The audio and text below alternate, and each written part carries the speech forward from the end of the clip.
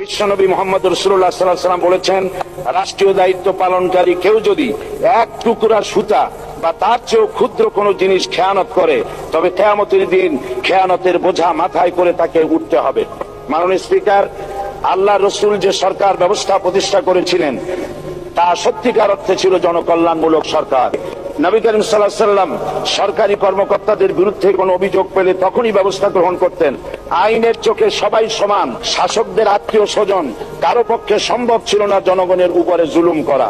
খলিফা ওমর রাদিয়াল্লাহু তাআলা আনহুর এক ছেলে অপরাধী প্রমাণিত হলে সে দণ্ডভোগ থেকে রেহাই পায়নি, এমনকি এতে তার মৃত্যুদণ্ড হয়েছিল। আবার খলিফা নিজেকে আইনের ঊর্ধ্বে মনে করতেন না, তাই বর্ম চুরির ঘটনা আলী রাদিয়াল্লাহু তাআলা আনহু কাজীর দরবারে সাধারণ ফরিয়াদির মতো উপস্থিত হন। নিজের ছেলে ও চাকরের সাক্ষী যথেষ্ট না হয় কাজী খলিফার বিপক্ষে রায় দেন। এখানে বিচার বিভাগ ছিল সম্পূর্ণ স্বাধীন এবং শাসন বিভাগের নিকট তার কোনো দায়বদ্ধতা ছিল না।